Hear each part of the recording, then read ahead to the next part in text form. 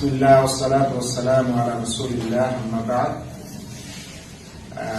একটি এই ঠান্ডার সময়ের একটি বিশেষ মাসআলা, সেই মাসআলাটি হচ্ছে যে গরম পানি দিয়ে ওযু করা ভালো না ঠান্ডার মৌসুমে।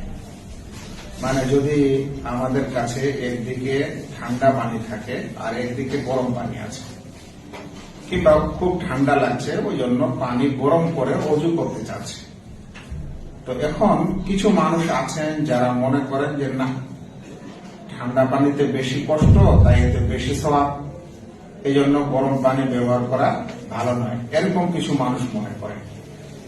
এ সম্পর্কে আমাদের বিচক্ষণ ওলামায়ে কেরাম বলছেন যে যদি কোন স্থানে গরম পানি এবং ঠান্ডা পানি দুটারই ব্যবস্থা থাকে, তাহলে গরম পানি ব্যবহার করাই বেশি ভালো ঠান্ডার সময়। যদি অতিরিক্ত ঠান্ডার কারণে পানি ব্যবহার করতে কষ্ট হয়, তাহলে এরকম সময় যদি ঠান্ডা আর গরম দুটাই থাকে, ব্যবস্থা থাকে, তাহলে গরম পানি দিয়ে ব্যবহার করাটা, ওযু করাটা, গোসল করাটাই বেশি ভালো। কেন? কারণ রাসূল করিম সাল্লাল্লাহু আলাইহি ওয়াসাল্লাম বলছেন, মা খুইরা রাসূলুল্লাহ সাল্লাল্লাহু আলাইহি ওয়াসাল্লাম বাইনা আমরাইনি ইল্লা ইখতারা আইসারাহুমা। এবং সাহাবী বলছেন যে আল্লাহ রাসূল সাল্লাল্লাহু আলাইহি ওয়াসাল্লামকে যখন দুটি জিনিসের মধ্যে কোন একটির স্বাধীনতা দেওয়া হতো, তাহলে আল্লাহ রাসূল সব সময় আসানটা, সহজটাই নিতেন। মা লাম ইয়াকুন ইসমান আও কাতিআত রাহমিন, যেই সহজটা নিতেন ওটা যদি গুনাহের কাজ হতো তাহলে নিতেন না, কিংবা আত্মীয়তা বন্ধন ছিন্ন করার বিষয় হতো তাহলে নিতেন না। নচেত সব সময় দুটির মধ্যে যেটা সহজ হতো সেটাই গ্রহণ করতেন।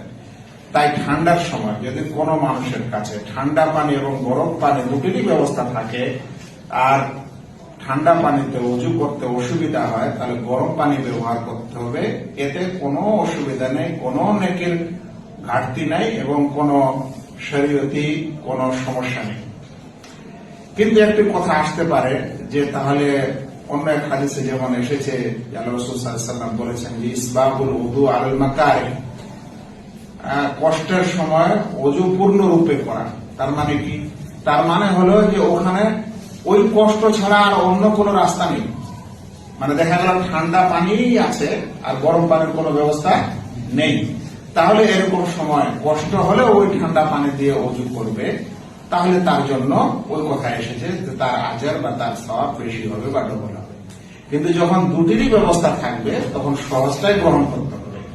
যেমন একটা নল একদিক দিয়ে তোমার ঠান্ডা পানি আসছে, একদিক দিয়ে গরম পানি আসছে, এবং তুমি বলবে কি যে না, গরম পানি ব্যবহার করবো না, কারণ ঠান্ডা পানি বেশি কষ্টের জন্য বেশি নেকি। এটা ভুল কথা, এটা শরীয়তের নীতি না। এখানে দুটিরই ব্যবস্থা আছে, তাই যেটা সহজ এটা গ্রহণ করতে হবে। আশা করি ফতোয়াটি বুঝা গেছে। কিন্তু যদি কষ্ট এত বেশি হয় যে ঠান্ডা পানি ব্যবহার করতে গেলে সেই মানুষের অসুখ হয়ে যাবে বা অসুখ আছে ওটা বেড়ে যাবে বা তার মৃত্যুর ভয় আছে, তাহলে ওরকম সময় ঠান্ডা পানি ব্যবহার করা ওর জন্য হারাম নিষেধ। যেটা আল্লাহ তাআলা কোরআনে বলেছেন যে ওয়ালা তুলকু বিআইদিকুম ইলা তাহলুকা, তোমরা নিজেকে হালাক করো না, নিজেকে কতল করো না, নিজেকে হত্যা করা যাবে না।